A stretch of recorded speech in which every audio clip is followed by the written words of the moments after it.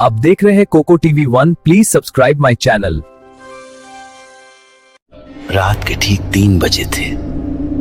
रामपुर कस्बे की एक पुरानी गली में लाल साड़ी में लिपटी एक आकृति गली से गुजर रही थी। साड़ी पर कभी सुनहरी कढ़ाई रही होगी, अब बस धागे उलझे थे। दुल्हन जैसा श्रृंगार था, पर चेहरा दिख नहीं रहा था। बाल खुले हुए, मांग में सिंदूर, हाथ में चूड़ियां, सब कुछ था, पर जो नहीं था वो था सांस लेने की आवाज। तभी मोहल्ले के चौराहे पर एक बस आकर रुकी। धूल का गुबार उड़ा, दरवाजा खुला और उतरा सुमित, 20 साल का, थका हुआ, कंधे पर बैग लटकाए। परीक्षा खत्म हुई थी। नानी के घर कुछ दिन आराम करने आया था, किताबों से दूर, शहर के शोर से दूर। उसे क्या पता था कि यह आराम की रात नहीं होगी। बस जाते ही सड़क फिर सुनसान हो गई। सुमित ने अपनी नानी के घर की दिशा में कदम बढ़ाए। रात की हवा थोड़ी ठंडी थी, अजीब किस्म की ठंड, जो अक्टूबर में भी नहीं होनी चाहिए थी।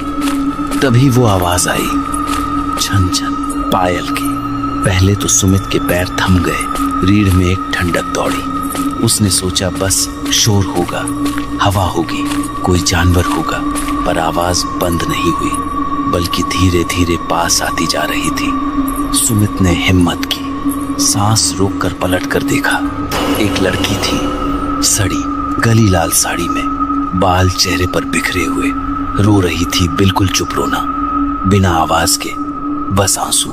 और वो उसी के पीछे चल रही थी, धीरे धीरे, जैसे कोई रास्ता मांग रहा हो, पर मांगने की हिम्मत नहीं थी। सुमित का दिल धड़का, पर वो रुका नहीं। वो उसके पास गया। क्या मैं आपकी मदद कर सकता हूँ? उस औरत ने धीरे से सिर उठाया, आंखें लाल, थकी हुई।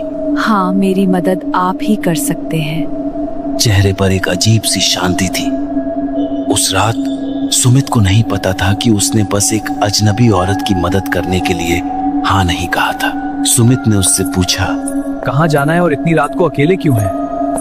उस औरत ने कांपती आवाज में कहा, बाजार के पास एक पुरानी हवेली है, वहाँ जाना है, पर रास्ता बंद है। सुमित जानता था वो हवेली गांव के बाहर, पुरानी, खंडहर जैसी।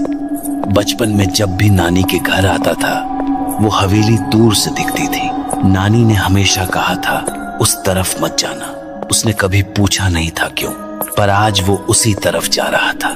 दोनों चुपचाप चलते रहे। सड़क पर कोई नहीं था, दुकानें बंद थी, घरों की रोशनियां बुझी हुई, सिर्फ उनके कदमों की आवाज थी। थोड़ी दूर चलने के बाद एक जगह रास्ता रुक गया।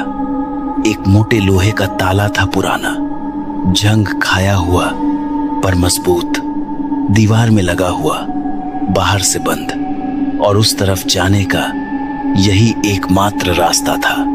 सुमित ने ताला हिलाया, टस से मस नहीं हुआ। वो पीछे मुड़ा कोई और रास्ता सोचने के लिए।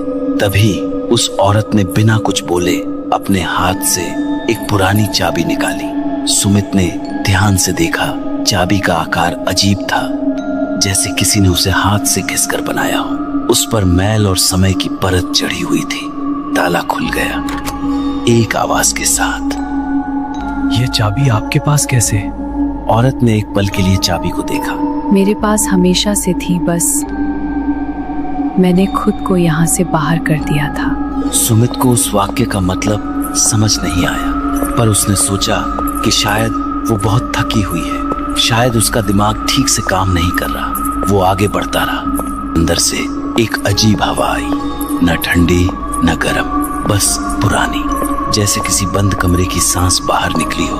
और उस हवा में एक खुशबू थी, गेंदे के फूलों की, वही खुशबू जो शादी के मंडपों में होती है। ताला खुलने के बाद सुमित उस औरत के साथ आगे बढ़ने लगा था।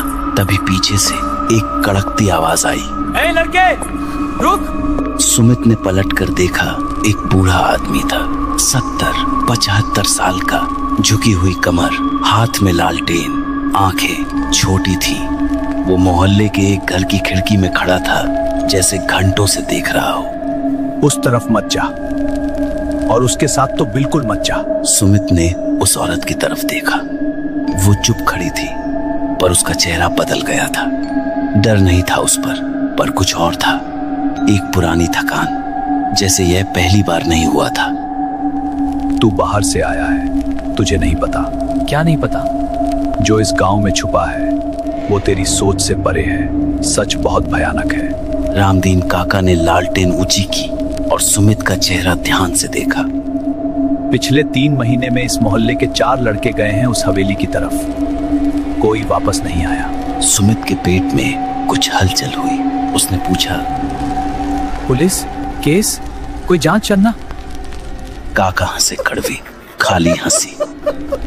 पुलिस ने कहा भाग गए होंगे, शहर गए होंगे, पर मैंने देखा था सबको। सब इसी तरह गए थे, रात को किसी के पीछे पीछे, उसी पायल की आवाज के पीछे। सुमित ने उस औरत की तरफ देखा। वो अब भी चुप थी। काका यह बता रही हैं कि इनकी मदद चाहिए। सब यही कहती है। काका की आवाज में पहली बार दरार आई। एक दर्द था ताजा, बिना ढका हुआ। मेरा बेटा भी यही कहकर गया था 3 महीने पहले, अभी तक नहीं लौटा। सुमित रुक गया। काका ने सुमित को अपने घर के अंदर खींचा, दरवाजा बंद किया। हर तरफ कागज चिपके थे, अखबार की कतरने, हाथ से लिखे नोट्स और बीच में एक पुराना नक्शा। मैं पिछले 3 महीने से यह समझने की कोशिश कर रहा हूँ। काका ने कांपती उंगली से नक्शे पर एक जगह दिखाई। उस जगह को काटा हुआ था और बगल में लिखा था, यहां मत जाना। ये किसने लिखा? मेरे बेटे ने, जाने से 1 रात पहले। तू यहां अनजाने में नहीं आया, वो तुझे बुलाने आई थी। बाहर से अचानक छन छन दोनों चुप हो गए। सुमित ने खिड़की से झांका। वो औरत अभी भी बाहर खड़ी थी, इंतजार में, पर अब उसका चेहरा सुमित की तरफ था। काका ने सुमित का हाथ पकड़ा। मेरे बेटे को ढूंढ ला। अगर तू अंदर जा ही रहा है तो उसे वापस ले आ। उसका नाम मोहन है। सुमित ने एक लंबी सांस ली, फिर दरवाजा खोलकर बाहर निकला। उस औरत ने पहली बार खुद बात की बिना पूछे। मोहन जिंदा है, तहखाने में है, पर वो तब तक बाहर नहीं आ सकता जब तक वहाँ जो बंधन है वो टूटे नहीं। और वो बंधन कैसे टूटेगा? औरत ने एक पल रुककर जवाब दिया, जब मेरा काम पूरा होगा। अब सुमित के पास 2 रास्ते नहीं थे। एक ही रास्ता था आगे बढ़ना, हवेली की तरफ, उस सच की तरफ जो उसकी अपनी नानी ने उससे छुपाया था। हवेली के अंदर घुसते ही सुमित के रोंगटे खड़े हो गए। एक दिया जल रहा था कोने में, तेल वाला, कांपती लौ, जैसे कोई अभी अभी जला कर गया हो। दीवारों पर पुरानी तस्वीरें टंगी थी, चेहरे धुंधले, पर एक तस्वीर साफ थी, बिल्कुल साफ, जैसे अभी किसी ने पोंछी हो। उस तस्वीर में एक दुल्हन थी, लाल साड़ी में। सुमित ने पलटकर उस औरत को देखा। वो दूर खड़ी थी, एक पुरानी खिड़की के पास बाहर देख रही थी, जैसे उसे पता था कि सुमित क्या देख रहा है। यह तस्वीर, ये आपकी है? औरत ने जवाब नहीं दिया। सुमित ने तस्वीर के नीचे एक पुरानी पट्टी पर लिखा नाम पढ़ा, सुमित्रा देवी। उसी रात शादी के दिन ही मर गई थी। सुमित का गला सूख गया। उसने पीछे हटना शुरू किया, 1 कदम, 2 कदम। उसका मन कह रहा था कि बाहर निकलो, भागो, यहाँ कुछ ठीक नहीं है।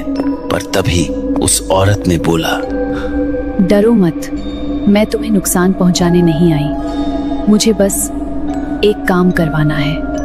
हवेली के कोने से आवाज आ रही थी, अंदर से, दीवार के पीछे से। एक बंद दरवाजा था वहां, और उस बंद दरवाजे के पार जैसे कोई बहुत देर से रो रहा हो। उस औरत ने कहा, मोहन वहां है, तुम जाओ। सुमित ने दरवाजा धकेला, जोर लगाया।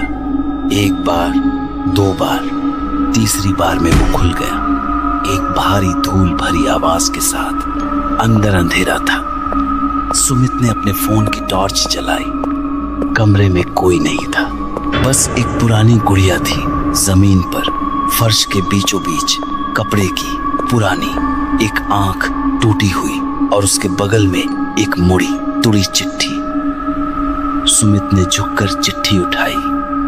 कागज पीला पड़ चुका था, लिखावट कांपती हुई थी, जैसे किसी ने बहुत डर में लिखी हो। जो यहां तक आया वो सच जानने के काबिल है। सुमित ने पूरी चिट्ठी पढ़नी शुरू की और पढ़ते पढ़ते उसके हाथ थम गए, उसकी सांस रुक गई, क्योंकि चिट्ठी में जो लिखा था वो उसकी अपनी कहानी थी, उसके अपने घर की, उसकी अपनी नानी की। चिट्ठी में लिखा था, सुमित्रा की शादी उस घर में हुई थी जो आज तुम्हारी नानी का घर है। उस रात उसके पति ने उसे जहर दिया था, दहेज के लिए, लालच के लिए, एक औरत की जिंदगी की कीमत पर। और उसकी बेटी जो उस वक्त सिर्फ 5 साल की थी, उसे एक अंधेरे कमरे में बंद कर दिया था। वो बच्ची भूखी प्यासी अकेली 3 दिन वहां रही। फिर किसी ने दरवाजा खोला, उसे बाहर निकाला, उसे बचाया। सुमित की सांस रुक रही थी। उसने नीचे हस्ताक्षर देखे, रमा देवी, तुम्हारी नानी। सुमित का दिमाग घूम गया। नानी ने यह चिट्ठी लिखी थी। नानी को सब पता था। नानी जिन्होंने हमेशा उस हवेली के बारे में एक शब्द नहीं बोला, जो हर बार उधर जाने से रोकती थी। उसने पलटकर उस औरत को देखा। वो उसी तस्वीर के सामने खड़ी थी, बिल्कुल चुप। वो बच्ची वो नानी थी? उस औरत ने धीरे से सिर हिलाया। तुम्हारी नानी ने मुझे आजाद नहीं किया था। उन्होंने मुझे भुलाने की कोशिश की थी सालों तक, और मैं तब से यही हूँ, इसी हवेली में, इन्हीं दीवारों में, रात रात भर उन गलियों में। सुमित की आंखें भर आईं। आप चाहती क्या है? औरत ने एक पल रुक कर कहा। मेरी आत्मा तब तक नहीं जा सकती जब तक मेरी बेटी या उसका कोई अपना यहाँ आकर सच स्वीकार न करे। सिर्फ माफी, बस इतना। सुमित समझ गया। वो यहाँ अनजाने में नहीं आया था। बस का उस चौराहे पर रुकना, उसका उस गली से गुजरना, सब कुछ उसी के लिए था। उसने आंखें बंद की और धीरे से बोला, जो हुआ वो गलत था। तुम्हारे साथ बहुत बड़ा अन्याय हुआ। तुम्हें भुलाया गया जबकि तुम्हें याद किया जाना चाहिए था। मैं माफी मांगता हूँ, अपनी नानी की तरफ से, अपने परिवार की तरफ से। तुम जाओ, अब तुम्हें यहाँ नहीं रहना। हवेली में हवा चली, दिया बुझ गया, फर्श पर पड़ी गुड़िया हिली, बस एक पल के लिए, जैसे किसी ने उसे छुआ हो। तभी पीछे से आवाज आई, भाई भाई कोई है? सुमित ने टॉर्च घुमाई। हवेली के एक कोने में दीवार से सटा हुआ एक लड़का बैठा था। कमजोर, आंखें सूजी हुई, होंठ सूखे पर जिंदा था। मोहन था। सुमित मोहन को सहारा देकर बाहर लाया। रामदीन काका दरवाजे पर ही खड़े थे, लालटेन हाथ में, आंखें रास्ते पर टिकी हुई। मोहन को अपने सीने से लगा लिया। कुछ नहीं बोले, बस रोते रहे। सुमित ने उन दोनों को देखा और फिर हवेली की तरफ देखा। दरवाजा खुला था, अंदर अंधेरा था, पर वो अंधेरा अब पहले जैसा नहीं था। भारी नहीं था, बोझिल नहीं था। नानी के घर पहुंचा तो सुबह के 4 बज रहे थे। नानी जाग रही थी, रसोई में बैठी, हाथ में चाय का कप, आंखें दरवाजे पर। सुमित को देखकर उनकी आंखें भर आईं। वो कुछ बोलने वाले थे कि नानी ने पहले कहा, तू वहां गया था? सुमित ने हाँ में सिर हिलाया। नानी ने एक लंबी सांस ली, आंखें बंद की, जैसे कोई बोझ उनके कंधों से उतर रहा हो। धीरे धीरे। मुझे पता था एक दिन कोई जाएगा। मैं खुद नहीं जा सकी। बहुत डर था, बहुत गुनाह था। नानी उठी, अलमारी के पीछे से एक पुरानी लकड़ी की डिब्बी निकाली, उसे खोला। उसमें एक पायल थी, सोने जैसी रंग की, पर धुंधली, एक तरफ से टूटी हुई। ये सुमित्रा की थी। उस रात जब मुझे उस कमरे से निकाला गया तो यही मेरे हाथ में थी। पता नहीं कैसे मैं इसे कभी फेंक नहीं पाई। सालों तक सोचती रही, एक बार जाऊंगी, माफी मांगूंगी, पर हर बार डर आ जाता था। सुमित ने पायल देखी। वही पायल थी, वही आकार, वही बनावट, वही छन छन। और तभी सुमित को उस चिट्ठी की आखिरी लाइन याद आई जो उसने हवेली में पढ़ी थी और जिसे उसने नजरअंदाज कर दिया था।